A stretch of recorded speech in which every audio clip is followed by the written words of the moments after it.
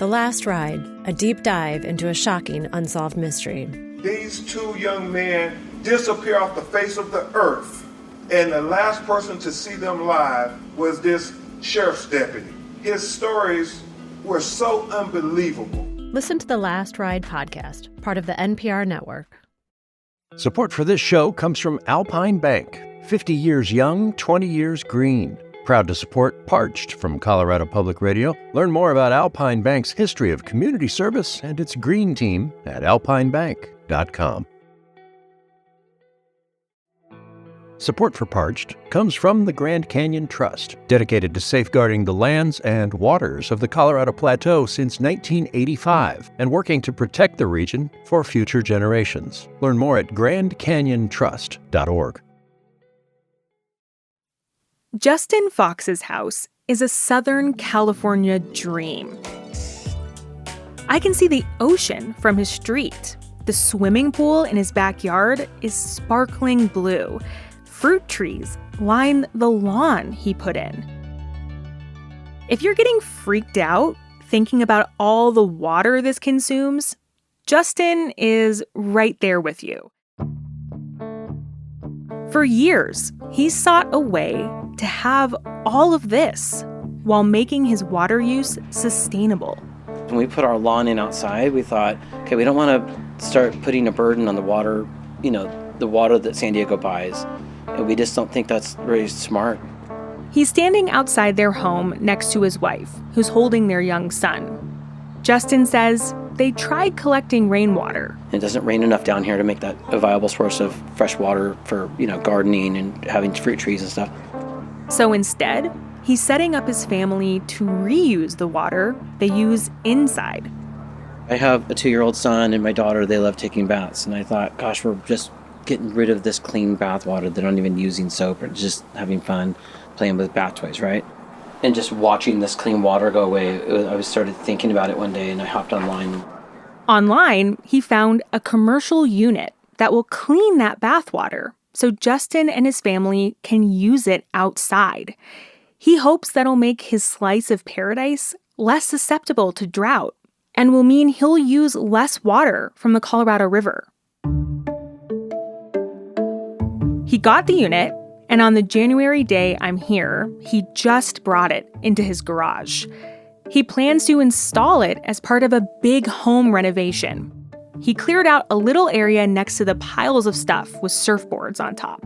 We just walked into your garage and we see this big unit here. It's like as tall as your double stacked washer and dryer. We've been waiting for 2 years for these units to come in, and it's been like holding our breath to see if we can get this. This thing just right at my house today for the first time, so I'm really happy to have it here. It makes me feel like things are happening.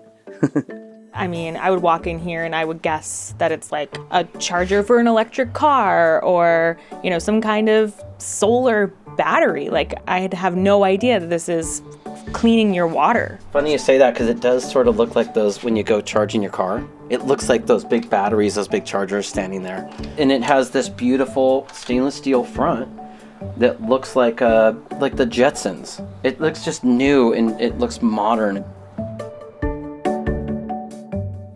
At-home water recycling has been around a long time.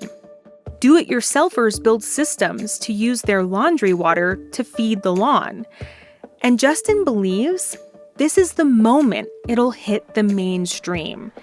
He believes he's on the very early edge of a revolution. This will be on every single house. This, an electric car, a car charger, solar, these are the things people are going to have. I'm sure of it. From CPR News, this is Parched, a podcast about people who rely on the river that shaped the West and have ideas to save it. I'm Michael Elizabeth Sakas. In this episode, how we could take the water we already use at home and reuse it to make our water go further. Our wastewater holds a lot of potential. It's available locally, and it's less affected by climate change since we're still going to shower and wash our clothes. But we need to clean our wastewater so we can safely use it again. At Justin's house, we'll see how a company is trying to empower homeowners to recycle their own wastewater. And cities are finding new ways to reuse our wastewater on a much bigger scale in whole metro areas. We're in the midst of big breakthroughs in water reuse. If people and cities embrace these opportunities, it'll mean we can have other options besides the Colorado River. At home, we can't get our water up to drinking quality. And we can't recycle water that has poop or kitchen waste. But we can separate that from the water we use that's not as gross. So shower, bathtub, washing machine, that type of water, condensation from air conditioning. That's water you can capture within your own home and use it a second time. Fernando Ramirez met me here in Southern California as a leader for the company called Hydroloop that made this sleek-looking machine in Justin's garage. Fernando's describing a category of our used water that together is known as gray water. It's lightly contaminated water, right? The idea is to take all that gray water. Once that water goes through our system, then it's available to flush toilets. It can go back into the washing machine. You can use it for drip irrigation in your garden and even to top off pools. Pools like Justin's, which I can see from where we're sitting on his roof deck on a sunny and warm winter day. Fernando and Justin believe that at-home gray water recycling can mean real water savings in the Southwest. This is serious business for Fernando, who sits across from me wearing a suit jacket with his graying brown hair neatly combed. Hydroloop and a competing company called Grader both see huge potential. Fernando says it's obvious, since right now we flush our toilets with drinking water, also called potable water. We flush with water that's good enough to drink.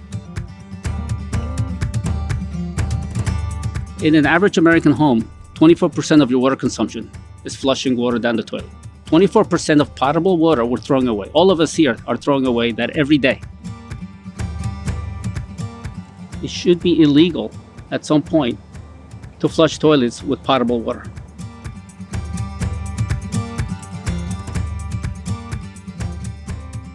Fernando got interested in water when he worked in the energy industry. He was curious how the availability of water and energy are connected. Then he volunteered abroad to learn more about a lack of access to clean water. It's something he can relate to. So I was born in Colombia. So I was born in a developing country where we do learn at an early age as well to respect resources, to respect Earth. And it's a significant shift here in the U.S. when you look at the U.S. population and even my own children. You know, we need to teach them about sustainability. That's something that's born within us when you come from a third world country. Then in 2020, he joined Hydroloop, the European company that makes these gray water machines. It hired Fernando to expand the company in the U.S. They want new homes to be required to separate gray water from other wastewater, so units like this can be put in. They also want individual homeowners to buy in, the way Justin has. Justin really seems like the archetype of an early adopter for a fancy-looking at-home gray water system. He's a gadget guy who's also environmentally minded. That started when he was a kid, growing up north of here near Yosemite National Park. You can see the snowpack up there if it's going to be a good or bad year. You can see the level of the reservoir to see how much water you have. People were doing gray water recycling back in the 70s and 80s, and they were doing these large sand pits. It was mostly just shower water. It would take all the soaps back out, and then we could reuse it for watering up there in an area that water has always been scarce. Today, Justin and his brother run a solar business, and he's embraced solar wholeheartedly for his own family. Looking down into your backyard, I see you have backyard chickens. There's actually like a coop and a run, and the coop has solar panels on it? Yeah. What are those doing? We have a limited roof space on our small house, so we had to add it out there. Justin's electrified everything in his house he can think of. The garage we started in has a giant battery on one side that captures the solar energy he makes. I'm sitting there listening to Justin explain all the different variations of technologies he's adopting. He's George Jetson. That's who he reminds me of. Fitting then that Justin, the early adopter, would have this Jetsons-looking machine to reuse his water. He's not on Hydroloop's payroll, but when he bought the unit for himself, even before he'd installed it, he bought 8 more for friends and family. Then a whole shipping container's worth to offer to his solar customers as add-ons. Hydroloop's units cost about $5,500. That's similar to the competing company Greater. Justin knows not everyone can afford it, but he thinks it's like the early days of solar at home, or the first people to buy electric cars. Those have started to go mainstream. Justin says at-home gray water reuse machines will too. We've been in droughts in California where you have to cut it off and you see all the lawns die and you see all the vegetation die and all the plants and trees outside of people's houses. And we'll be the one unicorn house that at night when the power is off, and we're the house with the lights on. And we're going to be the one house with fruit trees and a lawn that's still there because we're going to be using recycled water. But the idea of this becoming widespread seems far in the future, because right now, reusing your gray water at home is not even allowed in some places in the Southwest. It was, in effect, illegal to set up a gray water system pretty much everywhere in this region before the 1990s. Arizona started to allow it, then Wyoming and New Mexico. Other Colorado River states started to allow it only 10 or 15 years ago. In some places, you can now run a hose to send your laundry water outside to your lawn without getting a permit. That's progress, but often it's up to cities to decide how permissive they'll be. The regulations are based on concerns about health and safety if you have water in your house that hasn't been treated to the city's standards. I get it. Accidents happen, pets, little kids. They worry about it. They go to that extreme, and I understand why. But if that's a discussion, then we can address that. With Hydroloop, Fernando became something of a door-to-door salesman, meeting with cities to try to speed up permitting and influence regulations to get more places to allow home reuse. So every home becomes its own recycling of water plant. That's a significant change in the discussion, right? Every home has the capability to recycle water and contribute to the water crisis. That's the message, and that's the shift in mentality. At Justin's house, it's become a reality. He installed the machine, and he checks the app every day to see how many gallons he's saved. But is reusing water, one home at a time, the only way to do it? On top of what individual people like Justin can do to use less from the Colorado River, cities can build special plants to treat and reuse everybody's water. They wouldn't need to separate out the gray water from other wastewater. They wouldn't need each house to adopt recycling one by one. After the break, how whole cities can get fresh water from our waste. Hey, it's Michael. Thanks for listening to Parched. If you love stories about nature and the American West, I have another show for you to check out. Terra Firma is a podcast that combines the sounds of the outdoors with reflections by writer C. Marie Furman. Find Terra Firma wherever you get your podcasts. Support for this show comes from Alpine Bank. 50 years young, 20 years green. Proud to support Parched from Colorado Public Radio. Learn more about Alpine Bank's history of community service and its green team at alpinebank.com. Support for Parched comes from the Grand Canyon Trust, dedicated to safeguarding the lands and waters of the Colorado Plateau since 1985 and working to protect the region for future generations. Learn more at grandcanyontrust.org.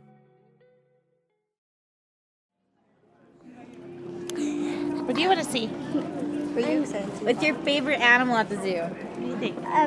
Tigers. A tiger. I came to see the white gator. Yeah, the white gator for sure. The baby sloth. The baby sloth. Oh. It's a beautiful, warm, sunny day at the Denver Zoo, which was one of my favorite places to come as a little kid growing up in the Denver area.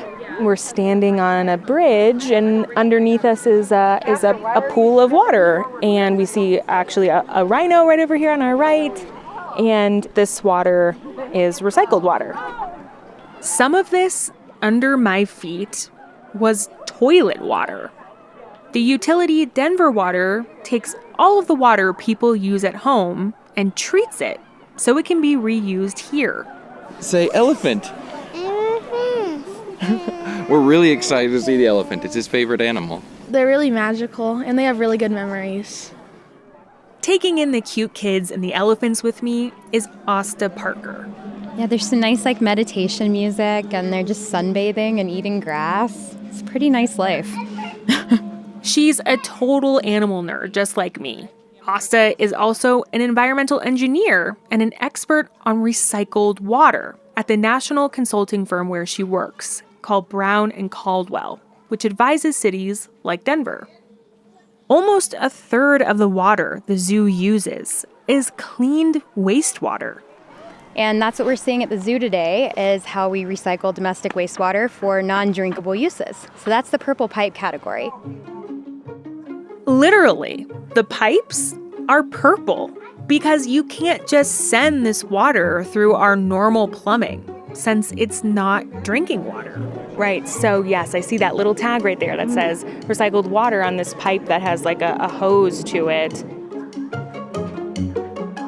Remember, Asta said non-drinkable.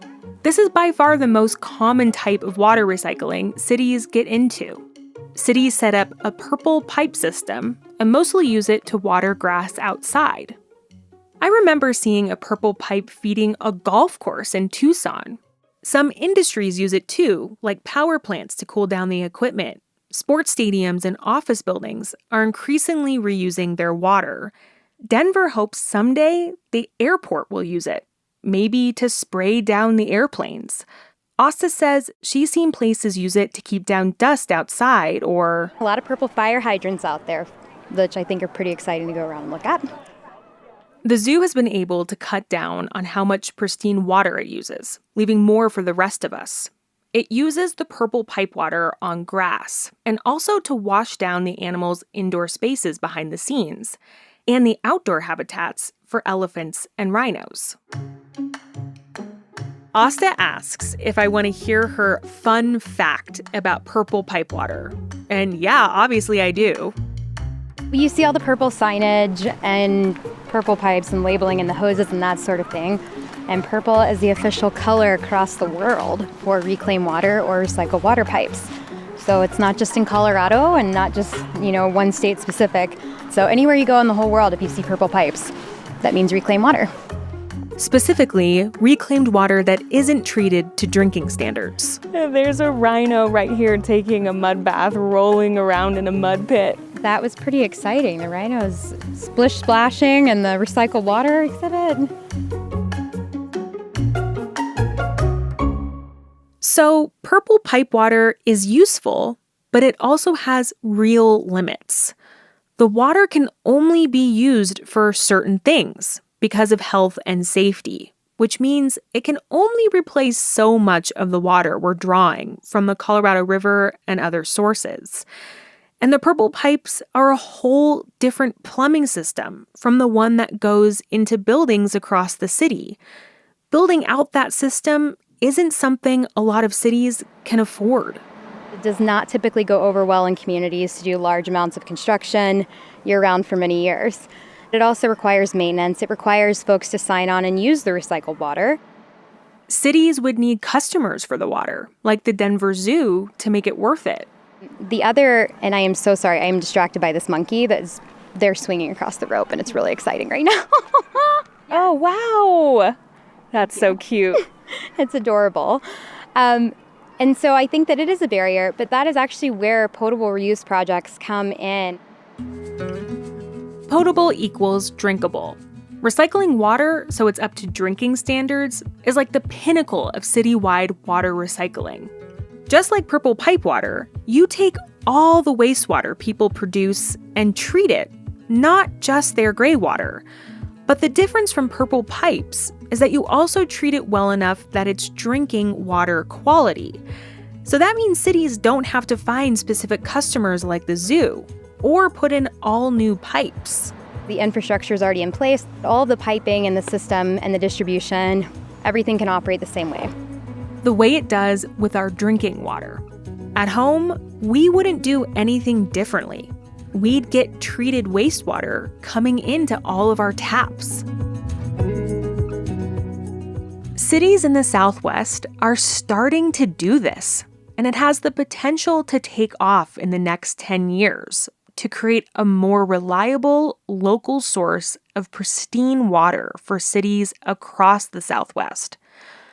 But even being open to this idea is a huge evolution from how Americans thought about drinkable wastewater just 25 years ago. Back then, a federal agency deemed wastewater reuse a solution of last resort for our drinking water supplies. Over decades, the U.S. had intentionally set up wastewater and drinking water separately to protect our health and the environment. Then in the 90s, as more places worried we wouldn't have enough water to go around, they got interested in reusing wastewater. By then, technology was reliably making it safe enough. But that didn't always sit well with the people who would be drinking it. The idea of water that's flushed down a toilet didn't conjure up the same image as, say, Rocky Mountain spring water. My name's Berkeley Hudson. He's a journalism professor at the University of Missouri. I was a staff writer at the Los Angeles Times in the late 80s and 90s, and I wrote about potential for recycling sewage water for drinking water supplies. There was a real need to figure out how are we going to supply the water needs for, in that case, in the San Gabriel Valley, 1 million people. To replace water Southern California was pulling from the Colorado River, the San Gabriel Valley in greater Los Angeles proposed to reuse its wastewater. But locals were kind of grossed out. The people opposing this, using this recycled sewage water, came up with kind of a genius, and you could say propaganda, toilet to tap. Toilet to tap. Berkeley heard that pithy phrase for the first time at a public meeting on the proposal to reuse wastewater. He wrote it into his story, and it really caught on. I think the story got circulated all over the place. I mean, our stories would go out to 600 media outlets around the world. This slogan, toilet to tap, became a rallying cry for people to oppose wastewater reuse nearby in San Diego and Los Angeles. In LA, the utility spent $55 million building a wastewater reuse project and abandoned it when customers got freaked out. LA used it for a few days and then shut it down. It becomes emotional and the science gets crowded out. That all taught Asta a lesson that wastewater reuse advocates still take very seriously today. They have to get support early on from the people who will be drinking this water. What we have learned as an industry is certainly that the way you message a project or the lack of messaging or the lack of transparency can kill a project pretty quickly. So public fear helped keep this solution on ice, even as the need for it started to become apparent. But That has been thawing since the controversy in Southern California. Because think about it. Even rain was once liquid inside something's body that's gone through nature's filtering. City wastewater reuse is humanity's version of that filter. We're all just drinking dinosaur waste at the end of the day. We drink the exact same water that the dinosaurs did. It's just evaporating and moving. And so we would all like to think that we are only using and only drinking water that has come from snowflakes up in the mountains, but it's all recycled water on the planet.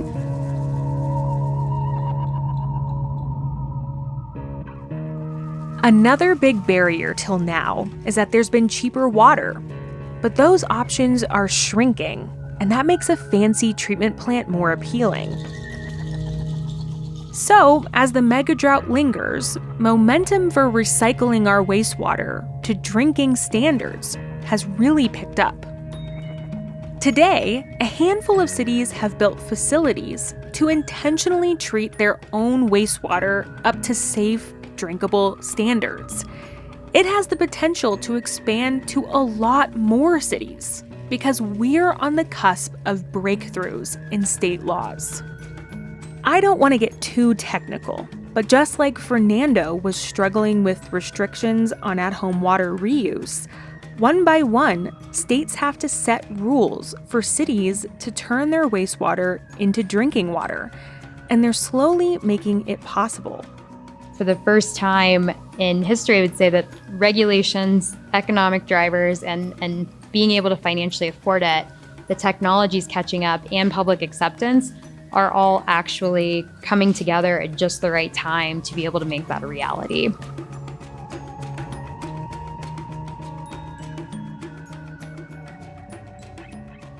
For growing cities in the West, Asta says this development couldn't come soon enough. We didn't necessarily plan for the population that exists across the Western U.S. right now in a lot of the city centers. When these cities were founded, a lot of them were founded based on a small water supply. So why is reuse so important? It doesn't really matter whether or not it snows or it rains. We still have wastewater coming into the wastewater treatment plants. There's a city already modeling this future. Just outside Denver, in a place called Aurora. It gets a quarter of its water from the Colorado River. There are hundreds, maybe more than 1,000 water utilities in the Southwest. Aurora is one of just about 15, by our count, that have built facilities to intentionally recycle their own wastewater to pure standards. Aurora, each day your beauty shines as brilliant as the dawn. Aurora's TV station made this promotional video. Positively Aurora, you stand for quality. It highlights a lush green golf course, a kid living it up on a water slide, sailboats on a big blue reservoir.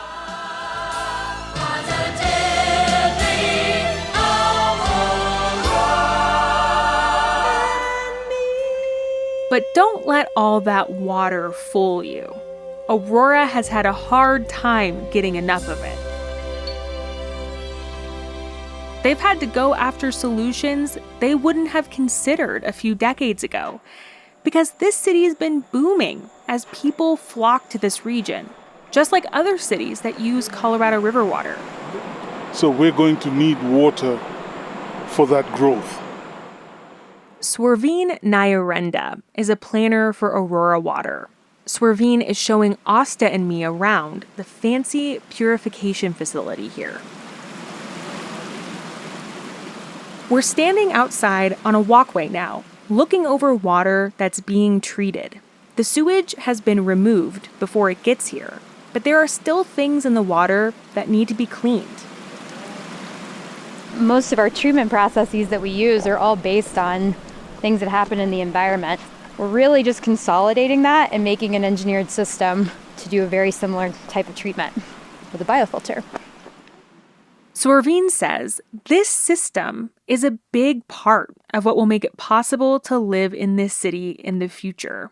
And it's a model other growing cities can follow. It is a reliable supply of water.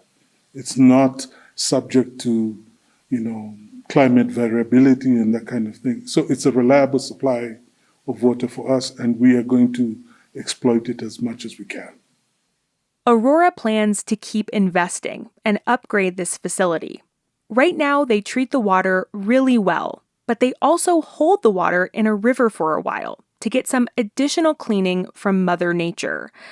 Upgrading will let them send treated wastewater more directly to people's taps to eliminate some energy they need to use.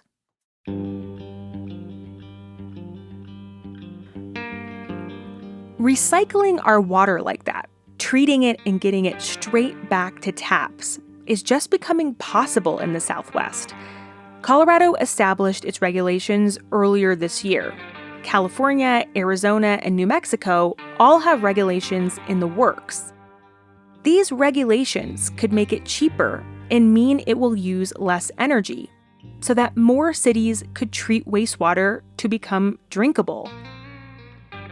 Ultimately, it'll give more cities a viable local water source.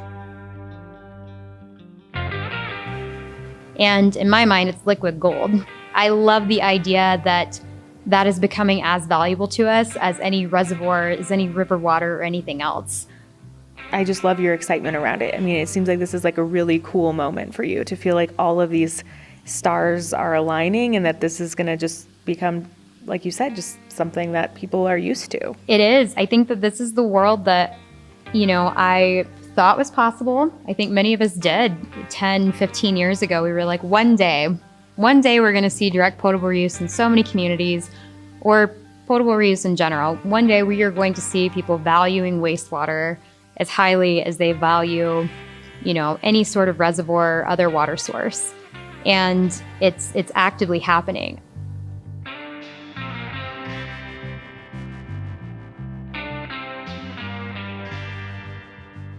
Ushering in this change will come down to local decisions at hundreds of utilities in the Colorado River states. Cities will have to consider how much more water they need and how much they're legally required to send down the river to the next city that needs it. Plus, how much the environment itself needs that wastewater for the river's health. Depending on what method you use, treating wastewater to drinking standards can also create brine. Cities would need to figure out how to get rid of it. Even if it doesn't happen immediately, OSTA's confident that if the Southwest water situation gets more dire fast, wastewater reuse has become a realistic way to react, rather than having to truck in water, which is what some cities have had to resort to. Absolutely. We can make it happen. And it may not be, the most beautiful rollout, but we can absolutely provide safe, reliable drinking water for any community in any of the 7 states. She sees increasing the number of water recycling plants in the Colorado River states as a game changer for our water future. We can live in the middle of the desert in these beautiful places in the West and still have the certainty that we're always going to have water to drink. We're always going to be able to water our gardens. Like the idea of being able to create kind of small biodomes almost all across the Western U.S. for millions and millions of people in the desert. So recycling water at a lot of different scales can be a reliable way to help us live more sustainably in the Southwest. It's not cheap, but it's often less expensive and has fewer environmental impacts than moving water from someplace else or desalinating ocean water. Along with conservation, recycling can make an individual city or even an individual person more secure that they'll have water in the future.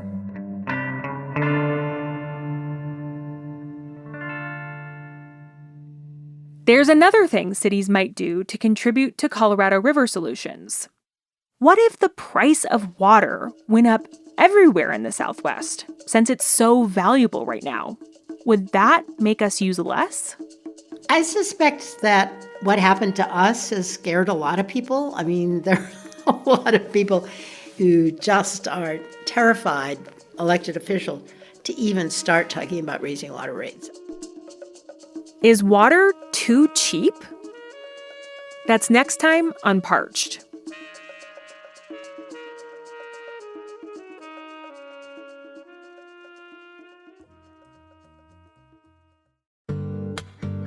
Hey, it's Michael. Thanks for listening to Parched. I have another show I know you'll love.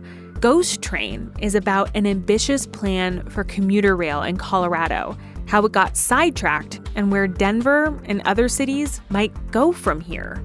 It's a question facing cities across the country. Find Ghost Train wherever you get your podcasts.